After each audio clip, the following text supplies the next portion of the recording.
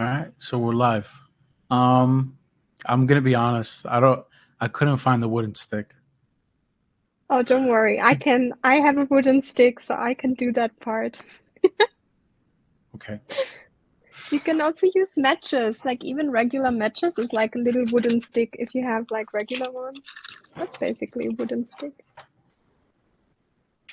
Yeah, so for anybody watching, if you don't have a wooden stick, I have that. don't be Sammy, be me and have old school matches.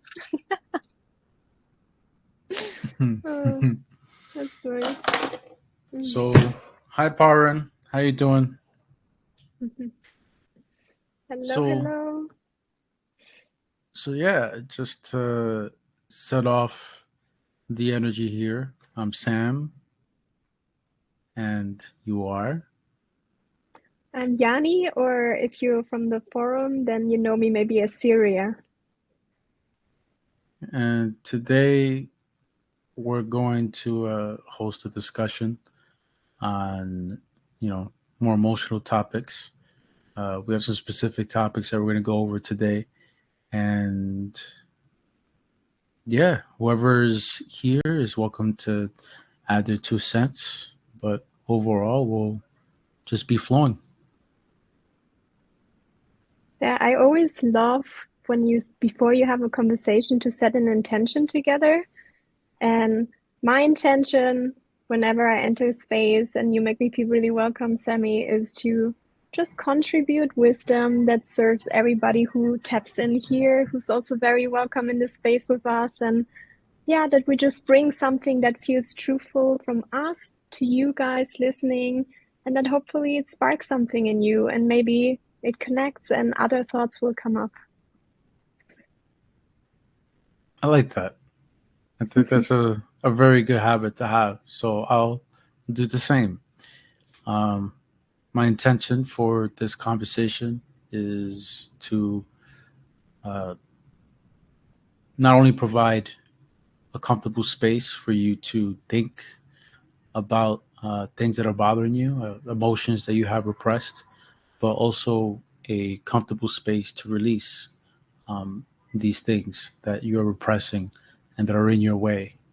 I think that I always put out an intention to at least leave a conversation um, feeling more positive, and for others to also feel more positive and just be set for the rest of their day.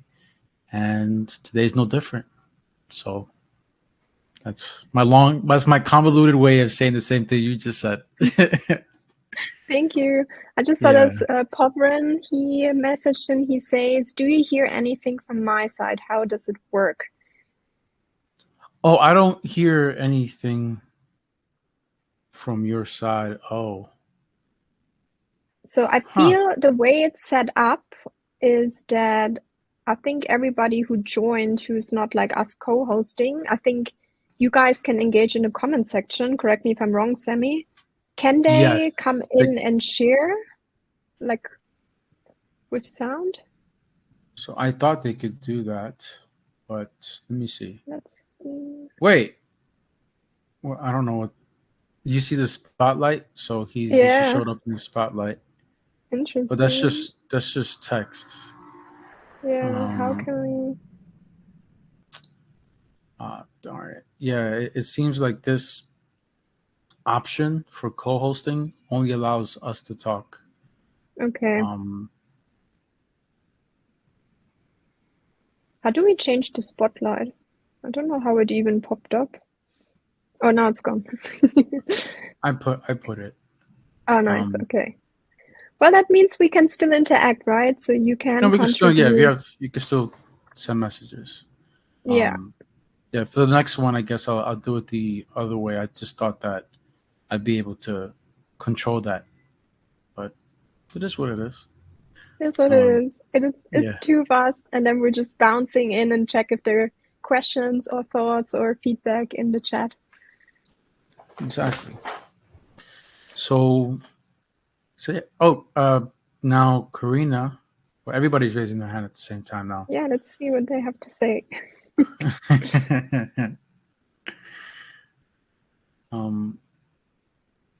Wait, so if you raise your hand, it should allow you to speak. Can you raise your hand again? Uh, so I could see. I'm not sure. I think the raising hand just shows when somebody has a question. I'm not sure if they can join the conversation. You can see I the don't. chat, right? Correct. Yeah. Yeah, him raising his hand doesn't allow me to. No. I think then it's a different way how the call has to be set up. That it's like everybody comes in and can talk. Um, but I just would for the next one.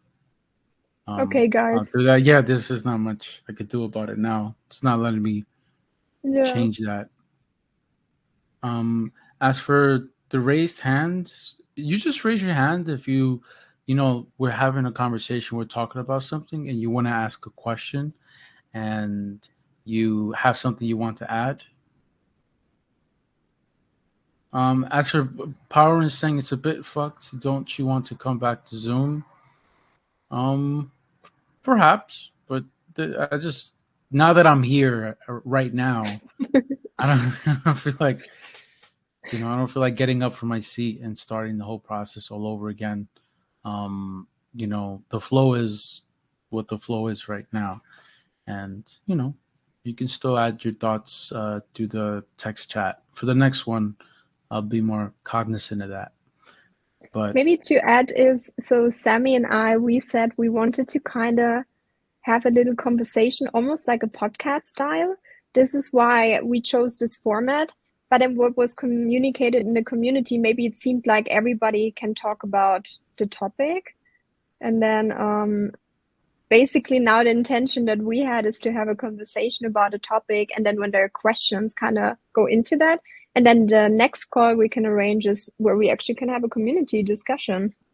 yeah, that's what I had in mind because that was just a plan.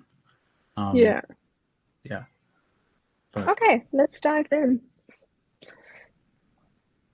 so yeah, tell me again about what even prompted you messaging me the other day and be like, hey, Yeah, I have this idea of a, a podcast topic that I really want to get into.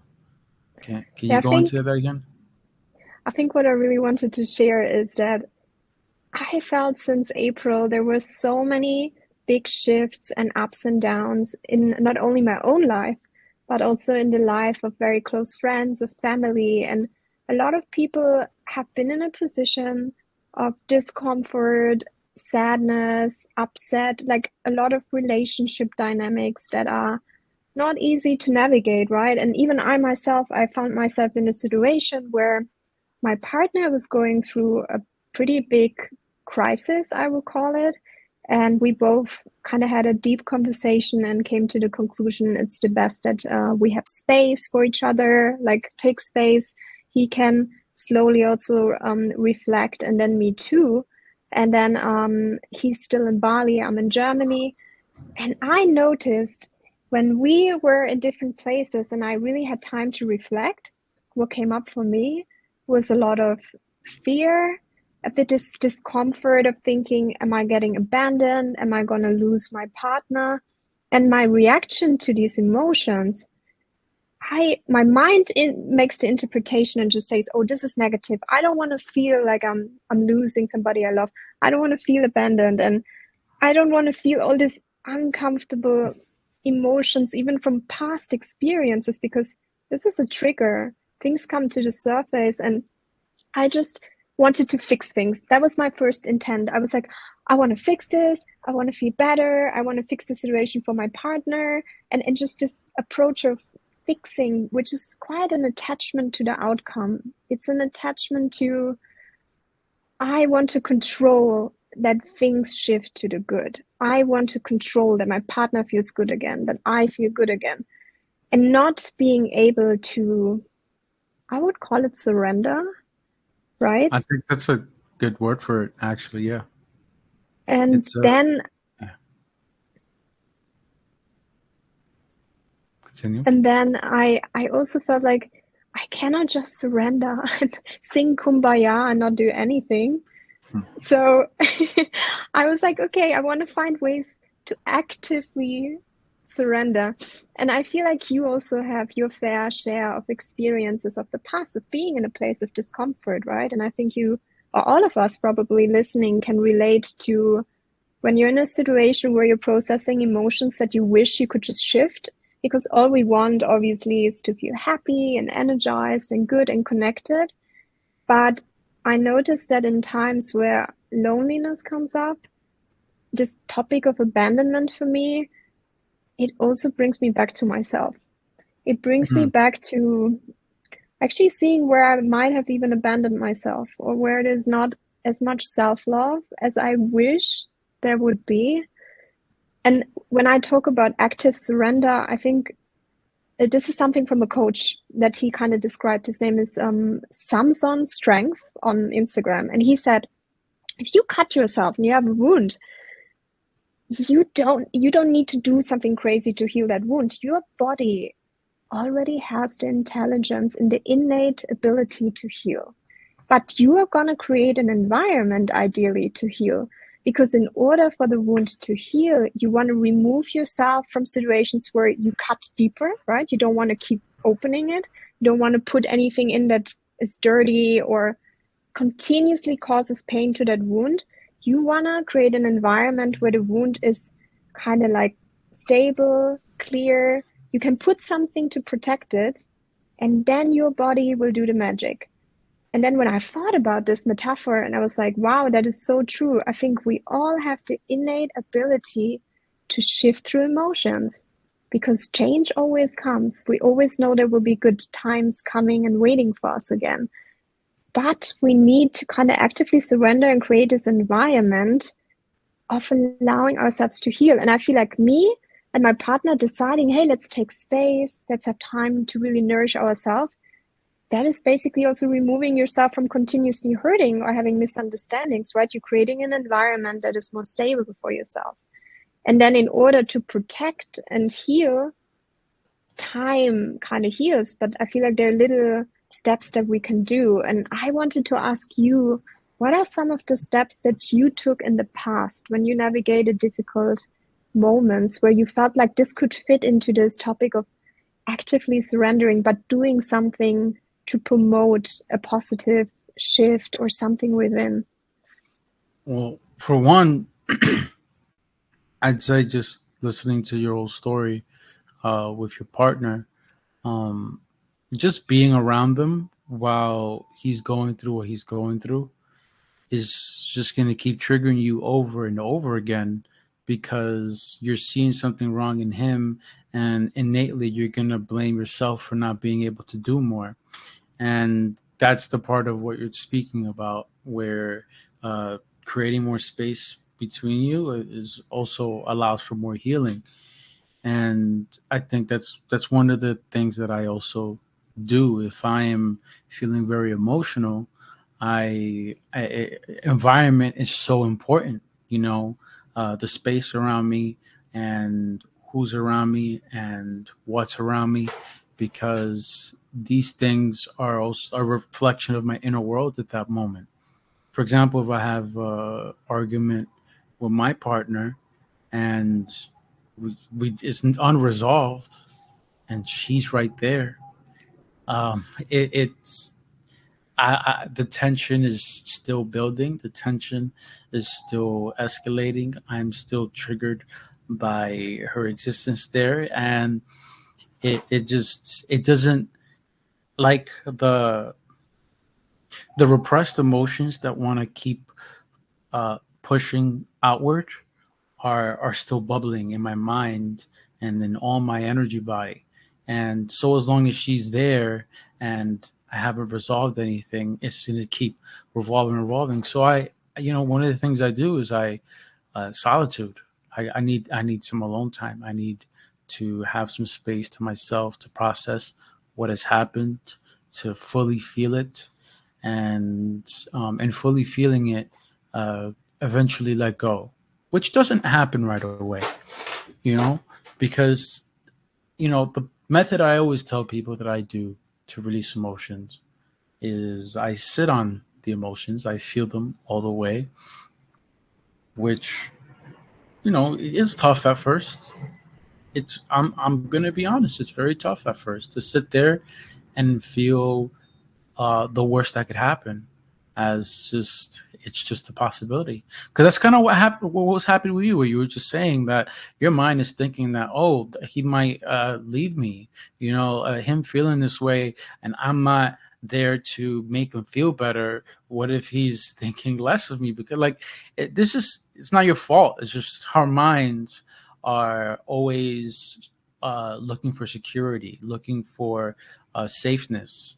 And so, as long as the situation has not been resolved, it's just going to keep doing hammering you with that. And part of what I've learned over the years is that um, that happens because we reject certain possibilities from happening. We reject the possibility that yes, he might leave you because of this. And yes, that's horrible. That's not a good thing. You don't want that. But being able to accept that that's just a possibility, one of millions, like it's just one possibility. Just accept that it's something that could happen. It it literally actually makes more space and kind of kills off the anxiety. This is what attachment does. This is why one of the key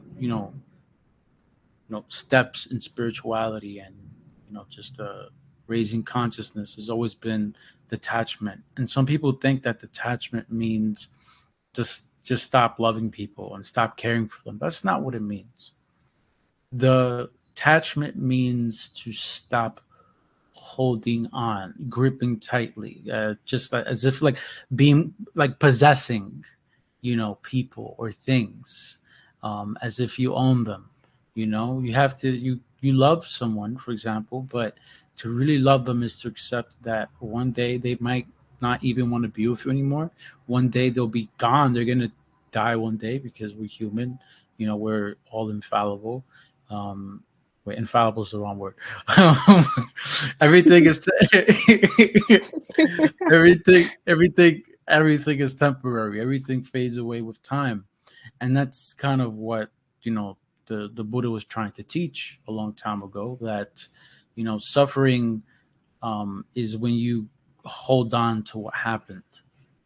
Something negative happened, and you don't. You stay thinking about it. You stay held on to it. Like, oh my God, I can't believe that happened to me. That's what suffering is. To a bad thing happening is just it happens.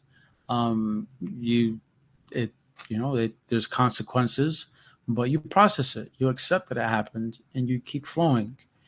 And over the years, I've learned that the hard way, and trained myself to sit and feel, just feel, literally just sit there and feel. And if I could tear, which is rare, but if it happens, I get so happy, because I'm like, yes, that's the greatest release. Honestly, if you're able to cry, you're whatever. That's literally like physically releasing energy, physically releasing the energy in a way that is so therapeutic. I usually can't get that far, but I do get far enough where I just all the possibilities, like my mind keeps telling me. Let's say I was in a situation like yours, and but my mind's just telling me, "Oh, you're gonna lose it forever. You're gonna lose a mother to your child," and just it starts telling me these things, and I'm just like, "Yeah, yeah, yeah." Like I'm just like, okay, sure, fine, all right. Whoopsie daisy. That's just how I am to responding to those thoughts in a way where I'm not bothered by them. So what happens when you're not bothered? You're just like, okay, just taking it more casually to these kinds of negative thoughts. Is that they're not negative anymore? They're just a thought. It's just Mm, a feeling. And you're no longer subjecting it as something bad and something negative, something triggering. That's the semantic sort of trick that I've learned over the years. It's like a little brain hack. It really is all about how you interpret what happens, how you see your feelings, and it there is no right or wrong answer. It's whatever you think the answer is, you know. And when you really learn how subjective it is, anything happening really just is something happening. It's not negative or positive. It's just a thing. And I know everything I'm saying is way easier said than done. It's really hard when emotions are heavy and when it's someone you love or it's something you really care about. It's so hard to do what I'm saying. I'm not going to deny that whatsoever. Um, but it this is something that becomes easier with time, much easier with time. At first, it was difficult, but now I can sit in my emotions, and it's like it doesn't.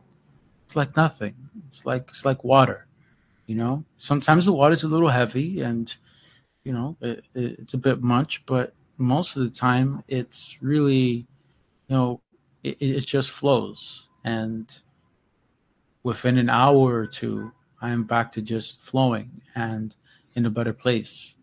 So, well, yeah, that's a very long way of saying I sit in my emotions mostly. Yeah, I also feel because we know when we go down a bit more into spiritual teachings that we're not just a physical body, right? We have the emotional body, we have the energetic body. Our mind influences so many things. So, what I really liked what you just said is that every emotion is just an emotion. The mind then gives it a meaning and then it evaluates and says, oh, this is something very negative, this is something very positive. But as our energy centers experiences emotions, I feel like the emotional body, it takes an emotion, and then if you feel tremendous grief or pain or fear, it amplifies that and it puts it into your field. And then I believe the way that we influence and co-create our reality, it will draw in a bit more of that. But if we can really shift also a bit what you said and say yes to a situation, then maybe accepting it is not gonna make the pain disappear. But I really believe when we say yes to a situation and embrace it, it really does shift the energy. And It when does. we, yeah, and when we can then slowly also maybe shift the focus and be like, okay, this is the situation how it is. Can I change it right now? No. But I can, again, actively surrender and maybe I can do something to create some other emotions inside of my emotional body. Maybe right now I'm spending quality time with my mom in Switzerland in the mountains, and I'm a person that, oh, when I see nature that looks so inspiring like here, it really fills my cup. It nourishes me. And being out in the woods and just being able to walk amongst these majestic trees, right?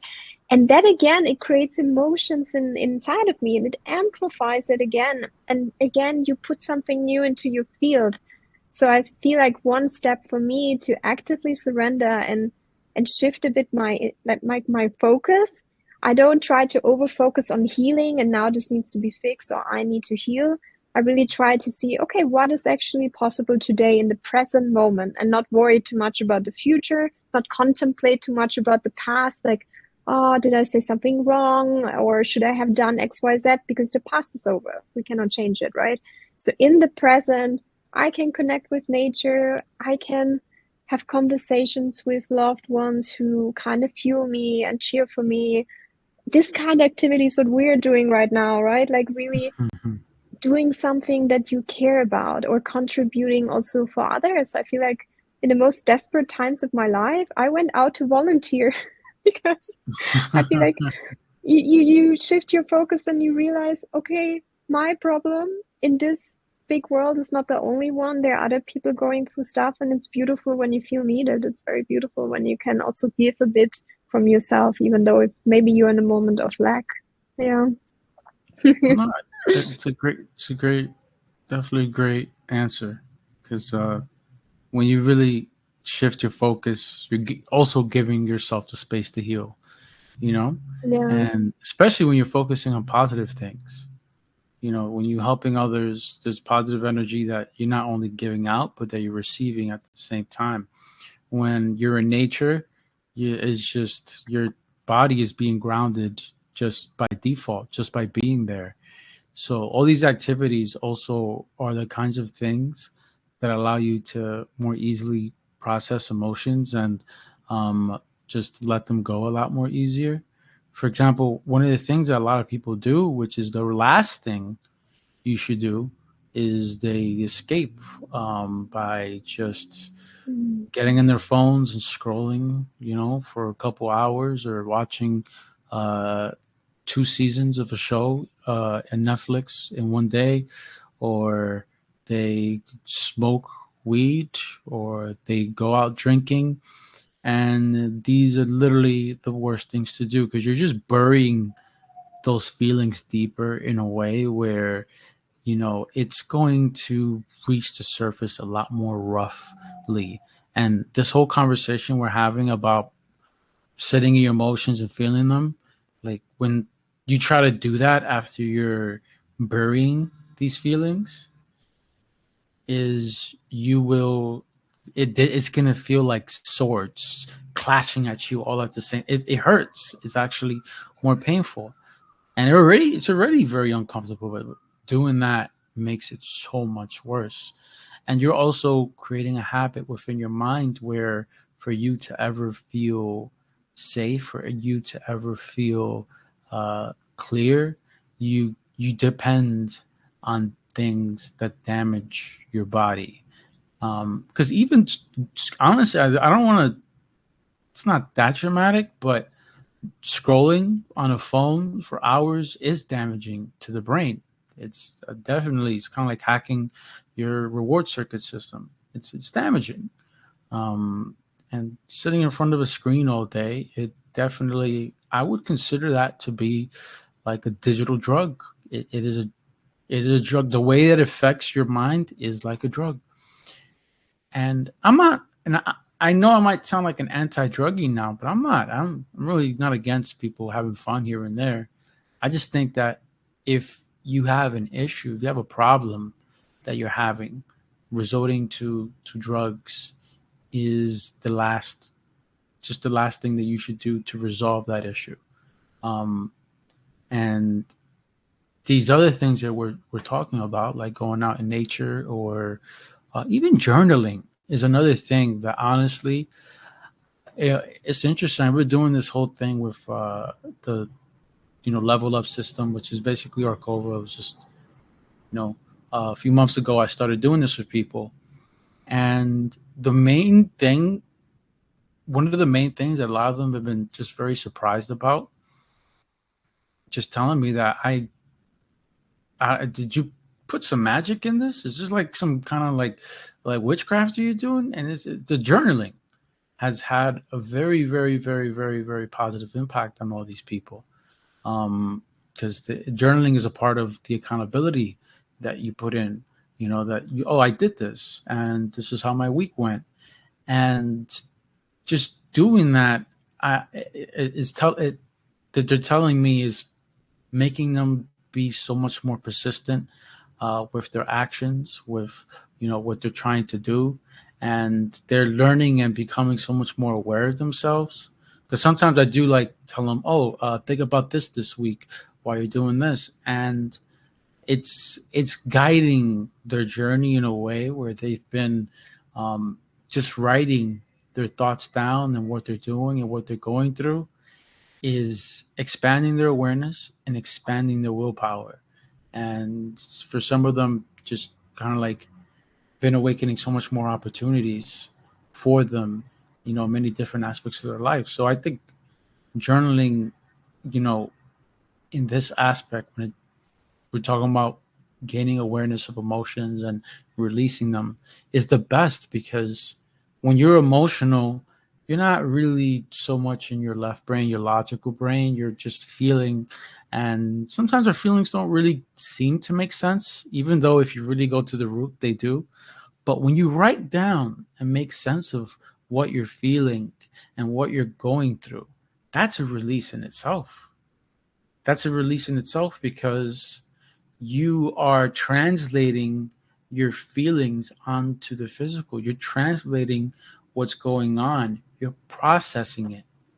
In a way, processing is a translation of you understanding what's happening with you, you accepting it, and you letting it go. When you're writing, you're doing the same thing, except the release is onto the paper. I met somebody the other day that it was one of the most interesting things. He told me he journals every single day, but he crumbles up the piece of paper and throws it in the garbage. And I was like, no, why would you do that? Why would you do that? And he told me he does it because it's a form of release for him. That whole act is an anchor that literally whatever he's gone through the day, it doesn't matter what it is. He's been doing this for years. Um, it literally just releases it for him instantly. I don't recommend that practice though, because I think it's very valuable to be able to look back at your notes. It is very valuable. That's something I've been enjoying with this whole thing I've been doing is that I read people's notes, all of them, and I find patterns. And there's just so much, that's in between the lines that tells you more about people and what they're going through. And I in the past 2 years I've grown to be extremely fond of journaling. That's a very powerful tool. I started journaling when I was 9 years old, and I kept all my journals, so I can really go from 9 to 10, 11, my teenage years, and it's what you said. It's very Wow, fascinating nine when you years flick old. back. Yes. It's so Wow. interesting how your mind evolves, how you recognize patterns. That's true, because sometimes I saw that when situations came up for me, especially when I felt abandoned, back then I was way more reactive than I am right now. And you learn a lot about how you went through different phases and how you evolved, and how even things that you thought back then were true are not true anymore. And it taught me that there is no real truth, because in the end it also shapes with the perspective that you have and what lenses do you put on, and through what lens do I look at something. If I look at my reality through the lens of, oh, I'm always getting abandoned, I will find all the signs that will prove that I am getting abandoned. All in all, I really taught myself a more positive mindset, and I try to look through a pink lens. So I try to spot the good things, right?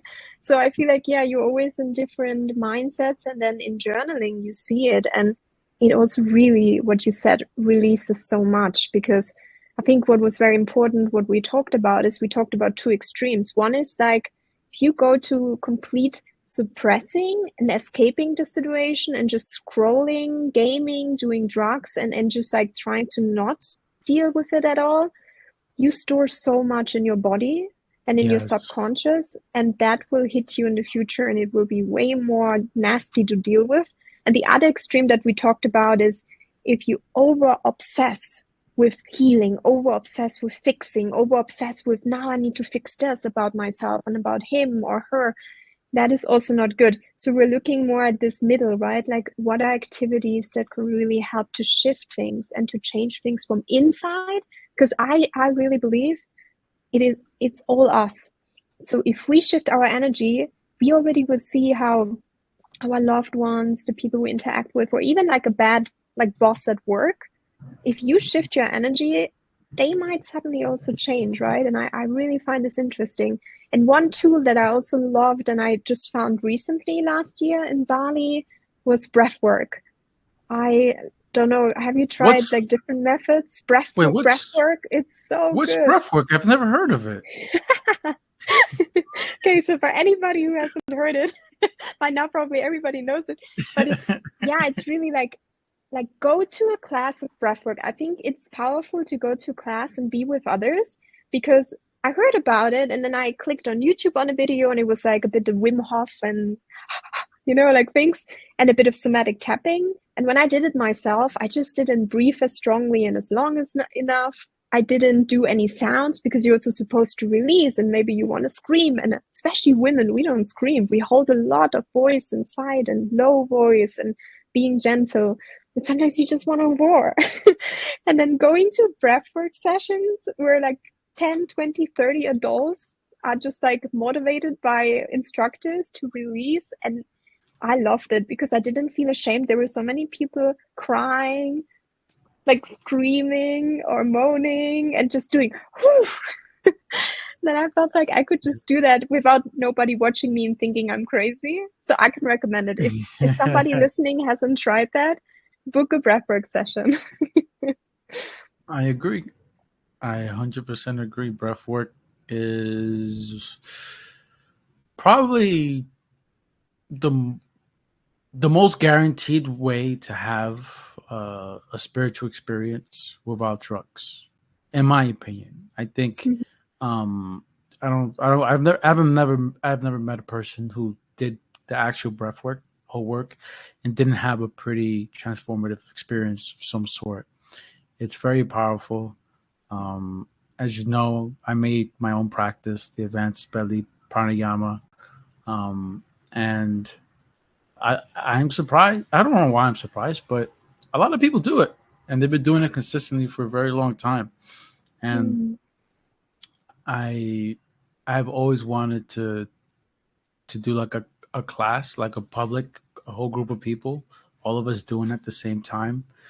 But I haven't been able to do that at this point because when you're in a room with a whole bunch of people doing it at once, it's a collective release that, the strength that it takes for you to personally release is now shared amongst 30 or 20 people at the same time.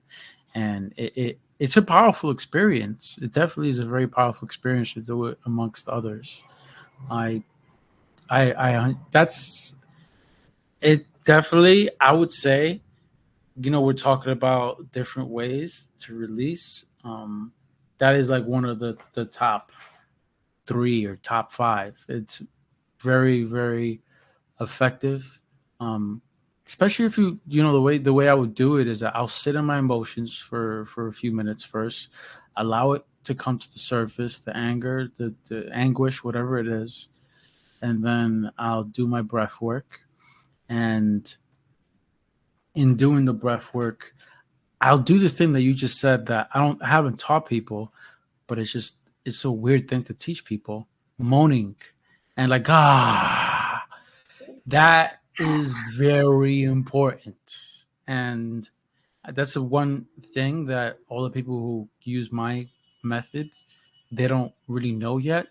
But for those who are watching or going to watch because this is recorded and I will post it up, um, that when you moan, like for example, when you do the final release before you start holding, release like a lion, okay, roar, and you're gonna sound weird. I'm sorry, but if you really don't want to sound weird, just get a pillow and do it to the pillow.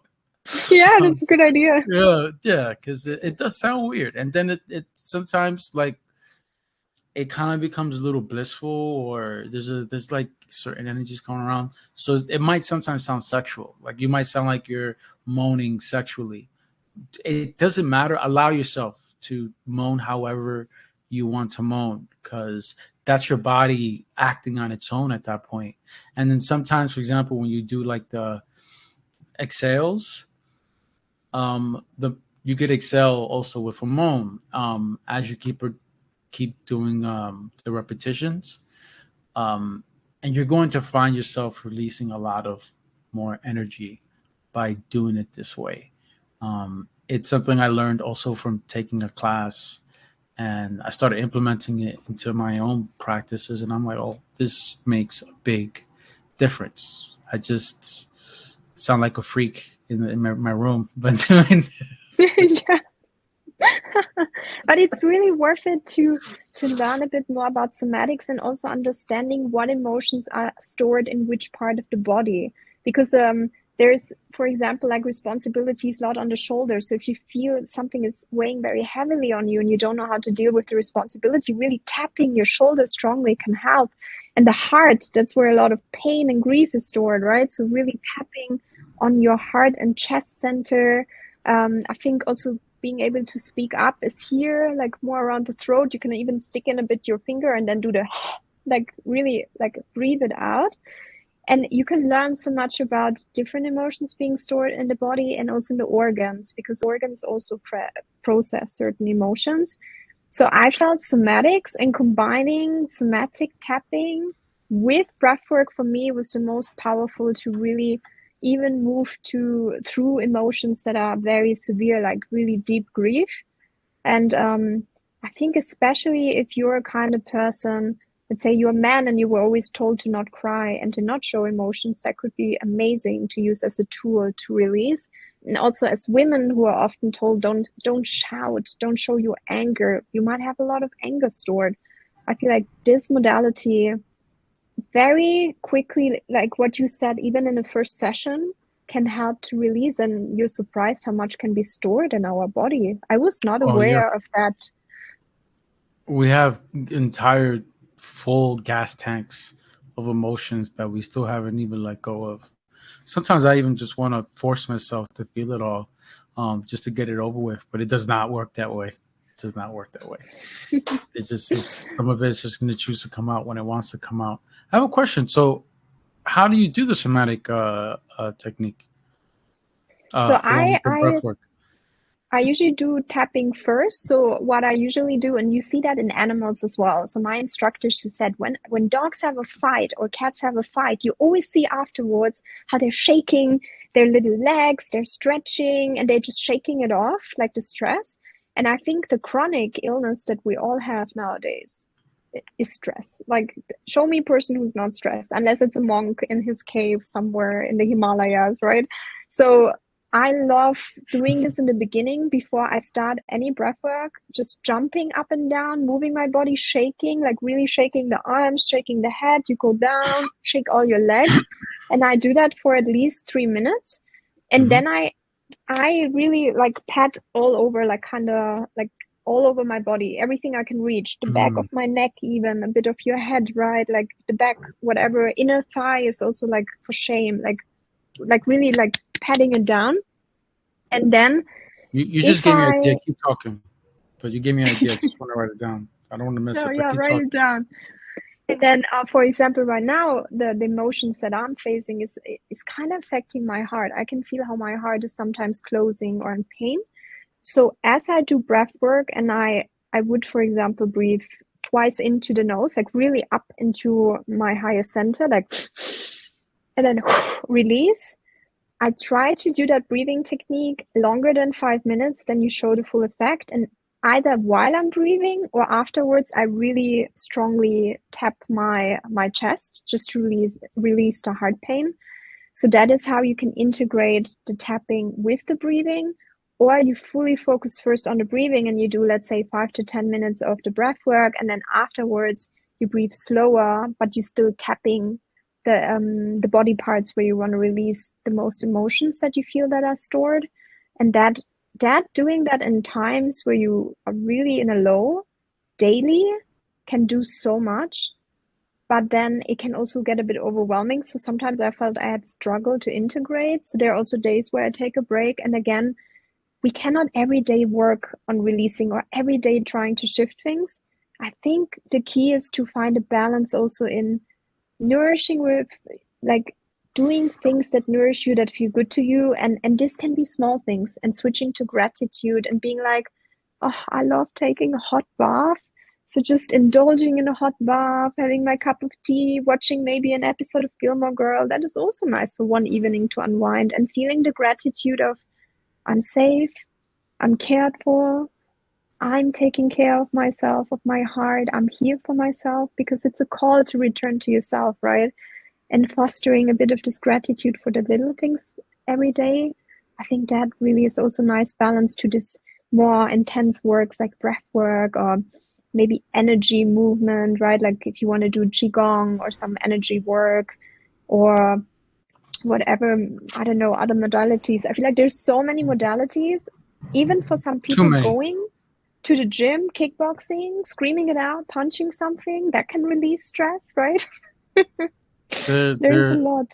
dozens upon dozens of methods, and we forgot one of the most popular that we both know of, sapien Medfields.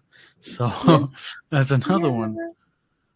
And you know, in essence, though, all of these things are tools. You know, they're tools for us to be able to do the inner work, which is, you know, accept the feelings as they come and Mm, release them through, that form of embrace.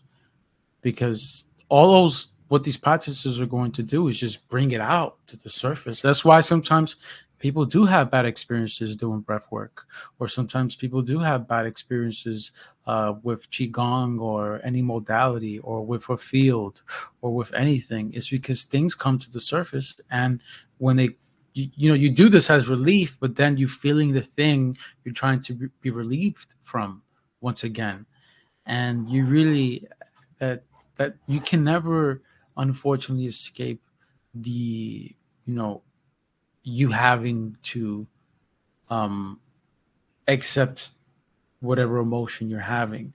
And sometimes what the logical brain is going to do is like, how can I accept that? How can I accept that my cat died? Like, I can't accept that. I like, that's not something I'm okay with. I'm not going to lie to myself and say I'm okay with that. That's what the logical brain is going to um, continue to consistently say. And it makes sense, right? How could you? But it really is a matter of whatever happened. You not wanting for it to have happened is irrelevant because it already happened. It's something that it is what it is. And so as long as you're rejecting what happened, so as long as you're rejecting what exists and what is, you have this internal, like, battle that's always fighting it and just like pushing against something being that's not going to stop being. So you have this fighting force in you that's constant and just keeps just forcing itself outward and disconnecting you inward. And that's not a healthy, it's not a healthy state of being, mm, because we have what I just described, that repressive force. We have probably, I was gonna say thousands of little forces like that. Some people probably do, but we have a lot of different little trigger points like that are just repressed emotions that we never fully processed, that are still kind of like just a part of the structure of everything we are. It's just there, and when we encounter certain things or encounter certain people, or those those things rise to the surface again. And that's why, the whole sitting in the feelings practice I speak of, I it's the base practice when it comes to emotional release. It is the most, just the basic one, but in essence, it is, the original one, that, you know once you master it, you'll be able to process emotions as they come and go, even in difficult situations, which is kind of like we were talking about before. When something happens, for instead of you over not overreacting, but just reacting, like just being mm, reactive, instead of being reactive, you feel what you feel, and be like, okay, this is tough, this is hard, we're gonna get through this. I'm sorry that you're going through this.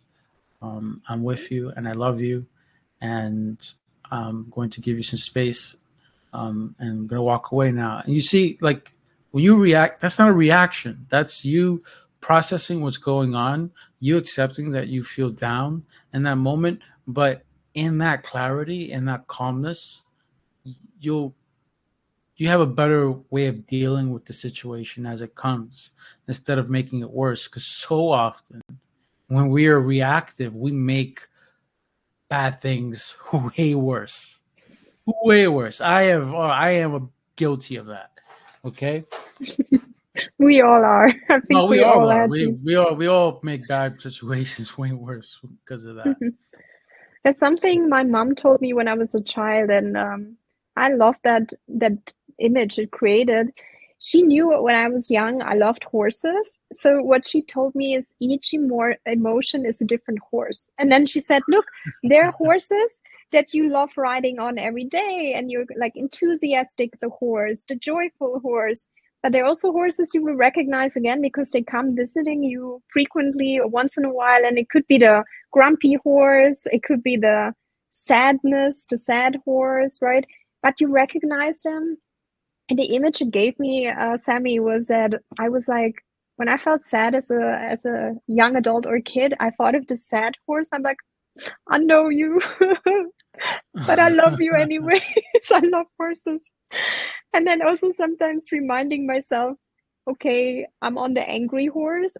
You know what? I want to get off now. I want to go on the like chill horse. Let me chill out. And sometimes just creating these images for yourself, whatever it is, to make things a little bit more playful, it really helps also to change things because I truly 100% believe that nothing in this life is really serious.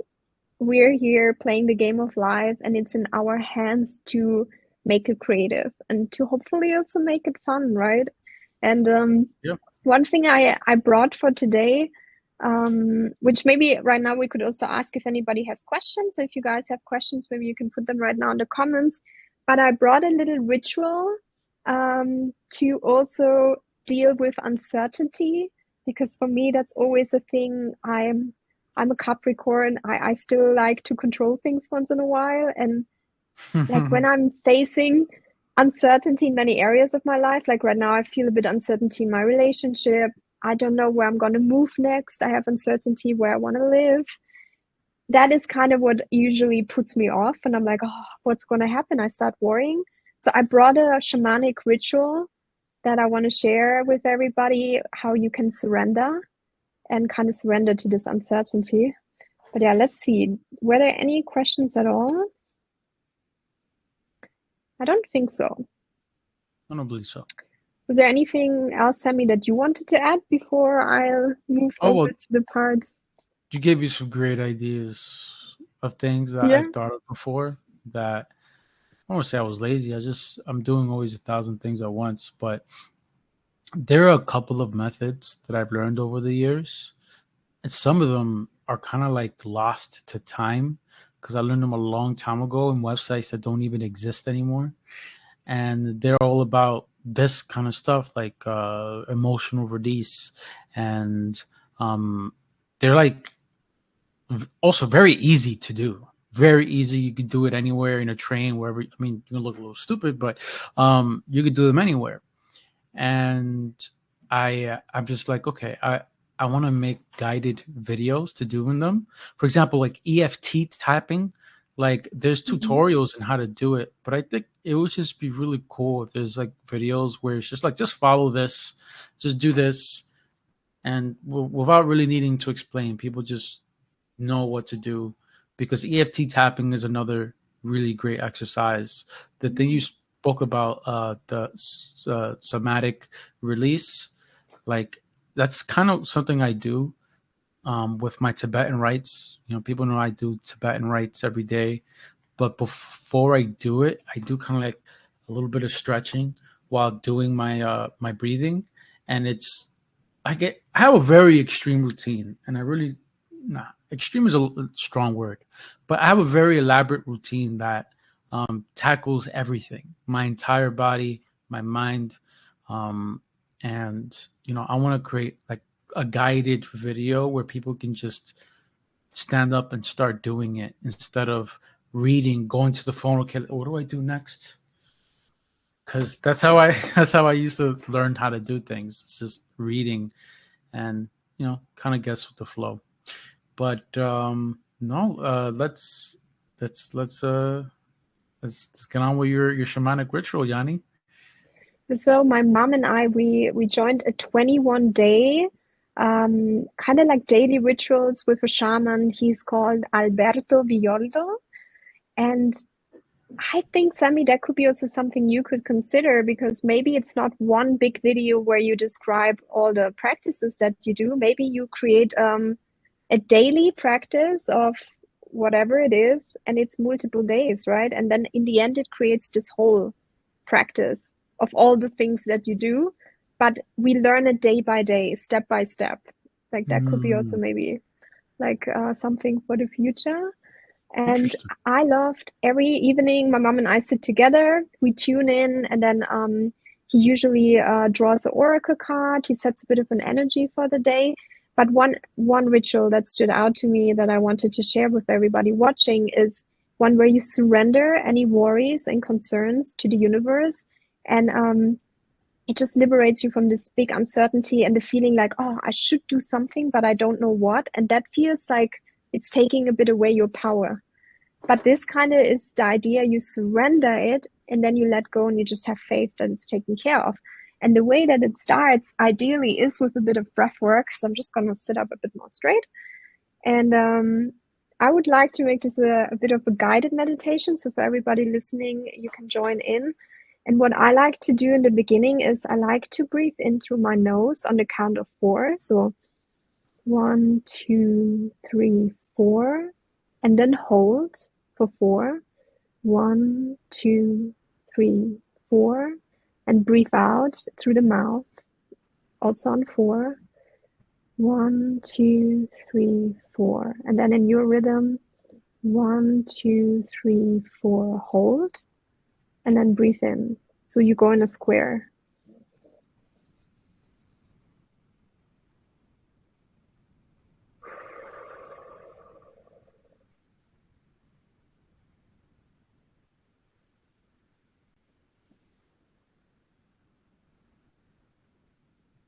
And then if you want to, you can pause the video and do this. I would recommend for 2-3 minutes to really calm down your nervous system. You can turn on a little meditation music in the background. I find this very relaxing, and this kind of really activates for you a calmness within, and your nervous system will relax with this breath. And that's very important before we do any rituals, because we don't want to be too stuck in our mind. And yeah, it's very beautiful to connect with your breath, because that's what we are. And there is also in the yoga practice a mantra you can use. It's I think it was So Han. And as you breathe in, you can So, and as you breathe out, Hum. And really connect also with a mantra, maybe that feels good to you. And when you feel more relaxed, then what you need for the ritual is a wooden stick, or a match would also work. And ideally, a plate or something where you can later on put the wooden stick down, or a little bowl of water, and a match to turn on the wooden stick. Yeah, so you want to prepare that before, have everything close by, and then do the breath work for 2-3 minutes just to relax. And then I want you, whatever stick you have of your choice, I want you to really hold it tight. And now think of the top 5 things that are on your mind that cause you uncertainty and big worry. I'm talking about things where, similar like in my situation, where I'm like, I don't know where I'm going to live, and I don't have any solutions right now. I don't know what to do next, because I don't even know where I'm going to move, or I don't know how it's going to move forward with my relationship. And I feel kind of there's not that much that I can actively do right now. I need to surrender. But my inner voice is kind of looking for answers. And look for these top 5 things that worry you, where you don't have the answer right now, but you wish that they move forward in a positive way. And hold these 5 things really in your mind. And if you can even give it a color, maybe they feel very gray. If you can give it a bit of a feeling, they might feel a bit sticky or smoky. It smells smoky, something negative. Blow that out into the stick. So really fill that stick with those 5 top worries.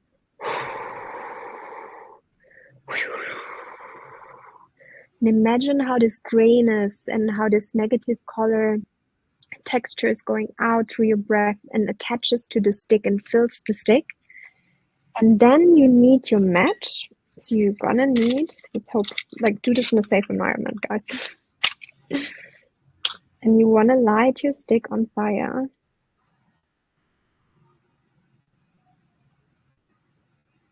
Because fire, for shamans, it really transmutes things and it brings things up in the air to the universe. And then, let's say, this is burning. Bring this heat close to your heart without lighting up your hair, and go in the direction clockwise and put this energy into your heart, because this is going to bring trust and faith and really bring it into your heart center. And then say, I release my worries and my concerns and uncertainty to the universe. And I allow the universe to take care of these uncertainties for me. And it will all happen without me having to do anything in the background. And the universe will bring in the people, the information, and even open the doors for me to just go with the flow and see how it unfolds for the most benevolent outcome. And then surrender this and put your stick into water or put it away. It's released now. And have that faith that it's taken care of. It's off your shoulders. You don't have to worry about it anymore. You don't have to like contemplate about possible solutions. Really surrender and have faith. Yeah, that is the ritual. And in the end, I always like to just thank myself, to show that I showed up for myself, and thank my guides, my angels, thank the universe, and yeah, just send a bit of love and light out into the world. And that is the end of the ritual.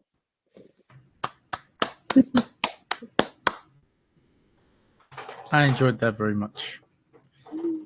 I'm That's happy. a great ritual. You did a great job of explaining it. Yay.